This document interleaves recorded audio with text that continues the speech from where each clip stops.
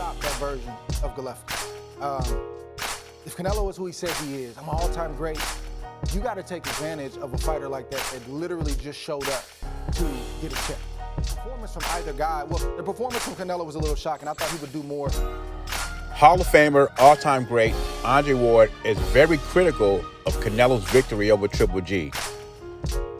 Andre Ward said, if you're that dude, if you're all-time great, you should have stopped Triple G.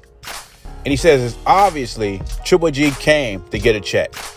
In previous videos, I said I thought Canelo would not only convincingly beat Triple G, he would stop him. So I was very surprised that Canelo didn't stop him. With that being said, in the last 2 years, this is a guy who's had 6 or 7 fights.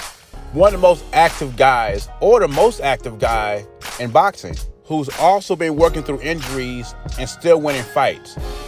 And I don't think Triple G just showed up to get a check.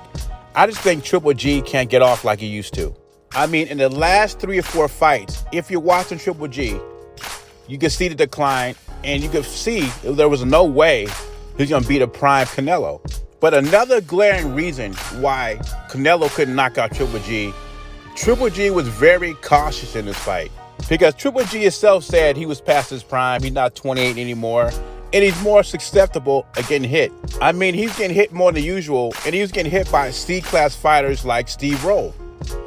If he engaged with Canelo, especially in the early rounds like he did the other fighters, Derevchenko, Murata, more than likely, an injured Canelo would have stopped him. So unlike others, I expected a competitive fight between 4 or 5 rounds. Then I expected Canelo to lay the smackdown and the fight to be over between 9 or 10 rounds. But that didn't happen. Triple G was very cautious, and a lot of people thought it was a boring fight, and I thought it was a fight that should never happen. So before the fight, my prediction was like Andre Ward. I thought Canelo would stop him. But as I saw the fight progressing, I knew Triple G was scared to take a risk. He wasn't willing to go out in the shield, and this is why you had a boring, uninterested fight for most people. Now let's go back to Andre Ward's statement. He said, if Canelo is an all-time great, and if he thinks he is great as he thinks he is, he would have stopped Triple G. At the end of the day, Canelo doesn't need any excuses because the end result is he won the fight. And he's still undisputed at 168. And that's what great fighters do.